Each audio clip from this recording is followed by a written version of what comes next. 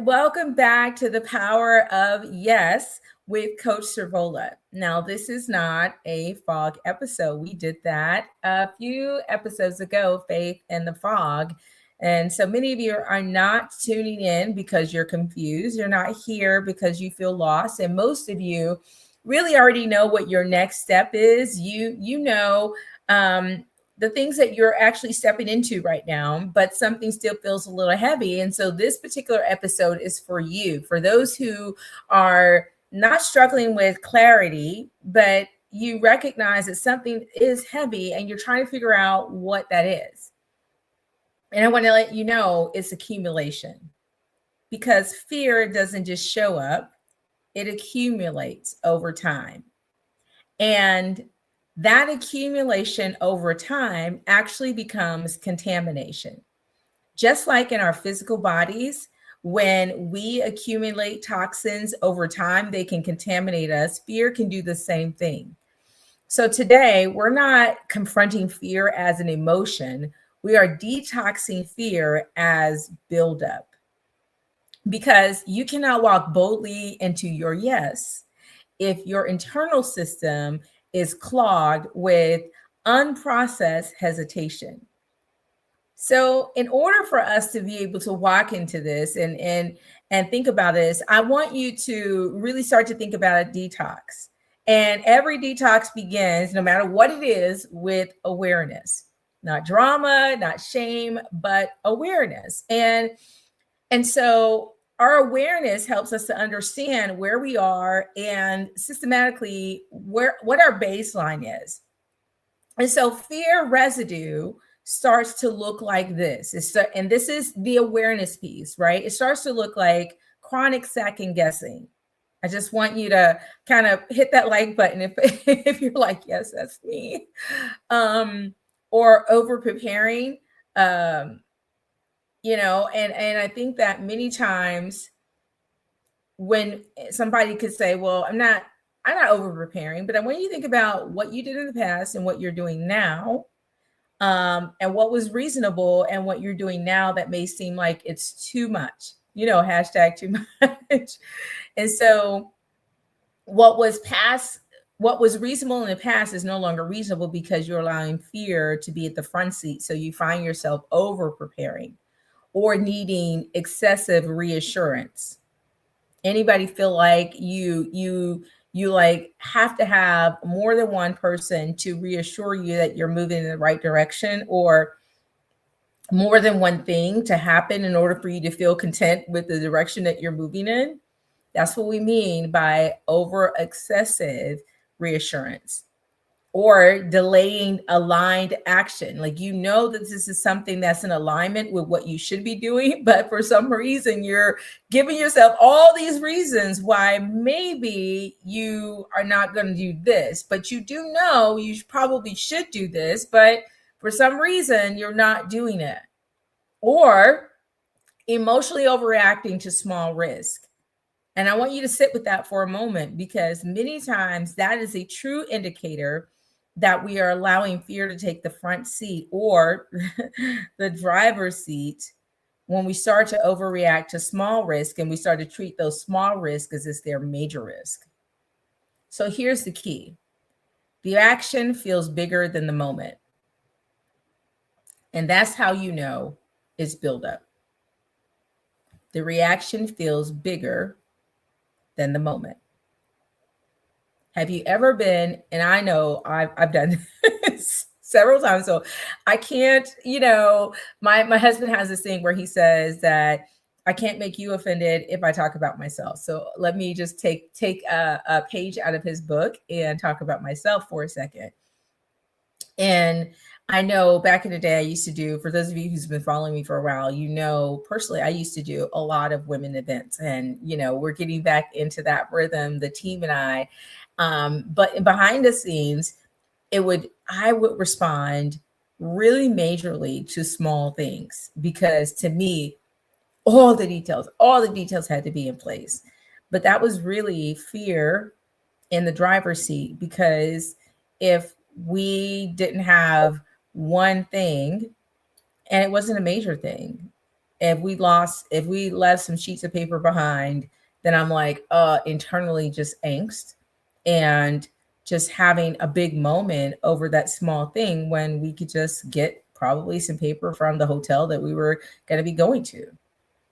Over time, I was able to adjust and be able to keep my temperature cool so that I could help the team to navigate that. But in those earlier stages of doing this work, I would find myself just being too much, in those types of situations, which made it really increasingly difficult for people to really work with me because they're like, we don't know what she gonna be thinking about next. And so really getting your fear under control and recognizing that if this seems bigger than the moment, then I'm probably letting fear be in the driver's seat. And it's not this fear that just showed up in this moment, but it's been these little iterations of fear that I've allowed to build up over time.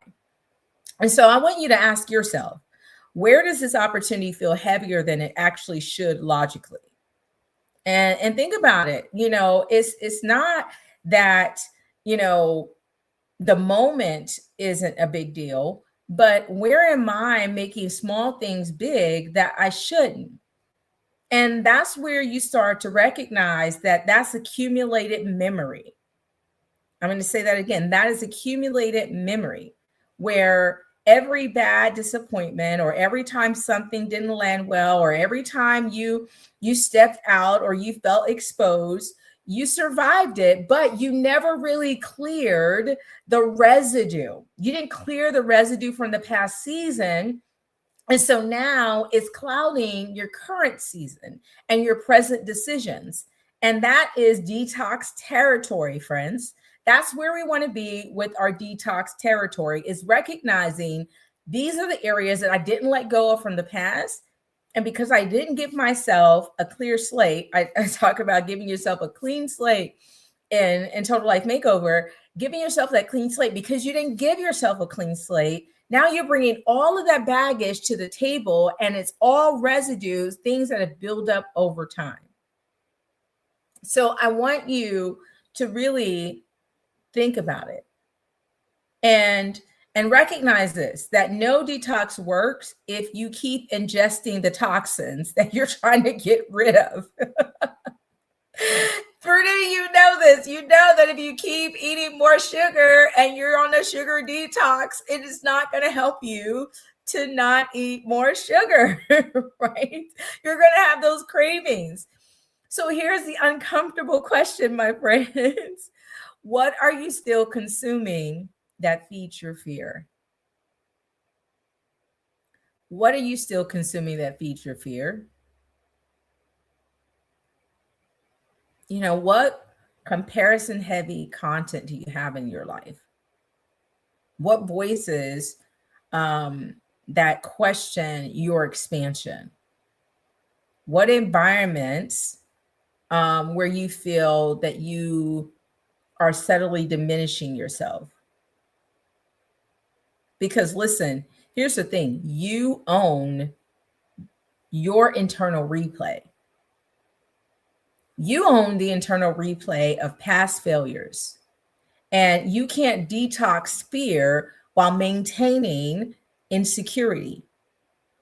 You can't reset clarity while consuming anxiety on a daily basis.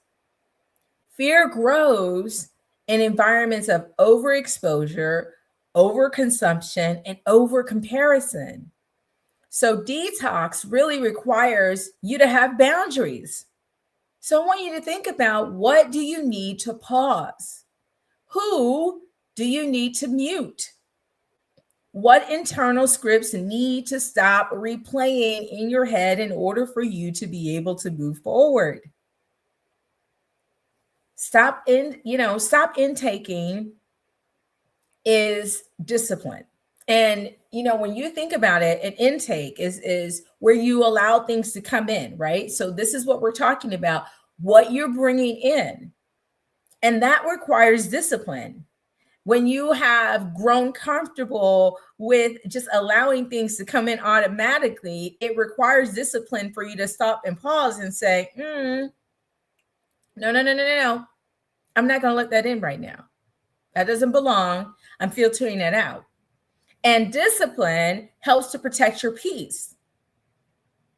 And so we've got to understand that we've got to have the discipline to say no to the things that we need to say no to, so we can say yes to the things that we need to say yes to. And if you want more peace, you've got to be able to do that. So we need to separate past from present. And in order to do that, I want you to do something for me. I want you to write down this. And it is: the experience that I may still be carrying is. What is that experience from your past that you continue to carry today?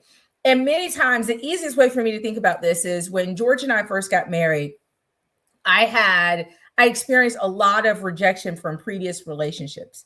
And so I carried that into my current relationship. It wasn't part of my current reality, but because I had that residue of rejection from previous, then I brought it into my current, and it affected how we communicate, how we were able to grow closer together, because I was always thinking I was going to experience a certain level of rejection when he didn't give that to me.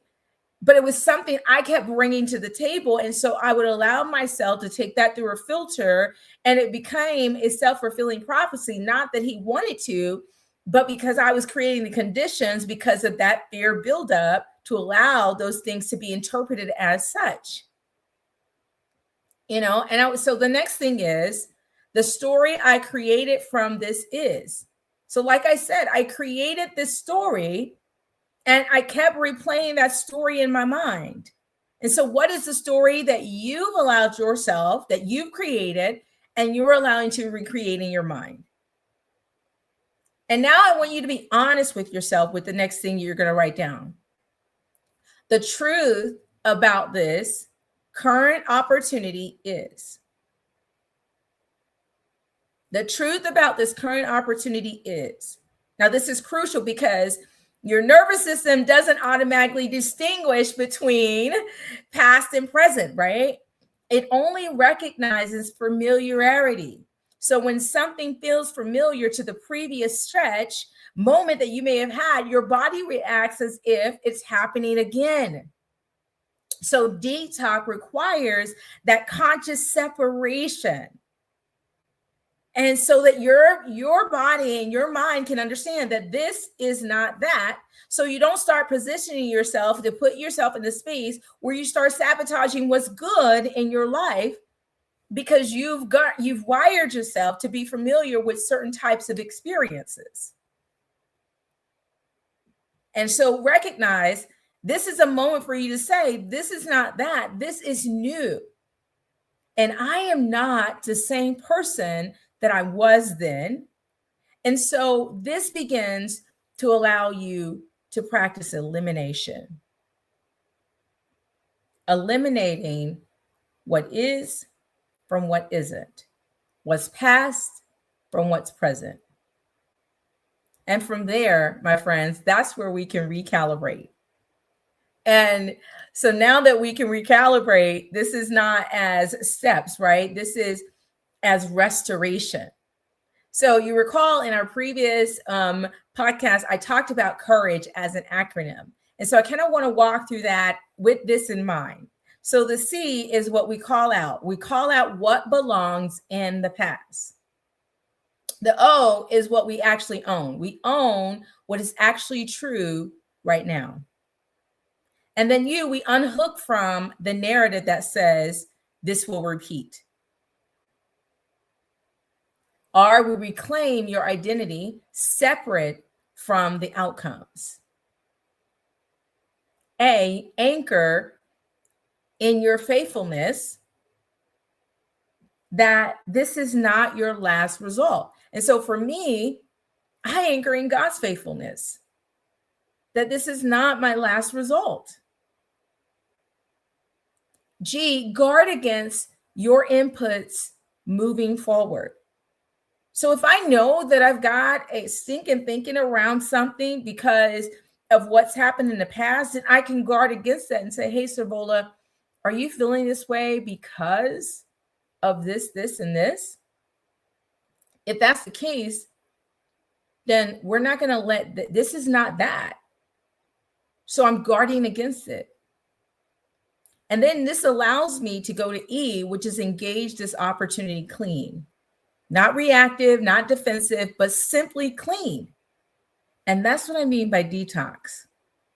That's what I mean by detox. You know, I shared with you all in one of the other sessions in the podcast before that one of my favorite scriptures was, God has not given us a spirit of fear, but of power and of love and of a sound mind.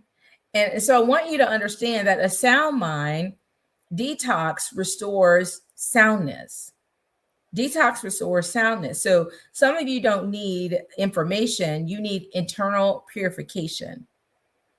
And when we recognize that fear residue distorts our perception, we also understand that clarity returns when contamination leaves. So when you get rid of all the things that are contaminating you, then your clarity starts to rise up. And so the next time that hesitation shows up, I want you to ask yourself, is this wisdom or is this residue? And that question alone is going to change your decision making, because residue reacts and wisdom responds. And when you begin responding instead of reacting, then you start to realize where you're stuck and how to navigate through that. So think about it like this. Fog requires trust, right? That word is a lamp unto my feet, a light unto my path. I can't see all the way ahead of me, but I can see one step at a time. Fog requires trust. Detox requires cleansing. Both of them require courage. They are different disciplines, and you can't sustain bold obedience if you never clear up your emotional buildup. So don't just move clean. And if you want to do this work at a deeper level, not at this surface courage, but that internal renovation, that is what the Yes Living community is for. It's not hype, it's alignment. Listen, everybody, I'm Coach Servola, and this is the power of yes. I want you to clear it, guard it, and walk clean. And I'll see you on our next episode.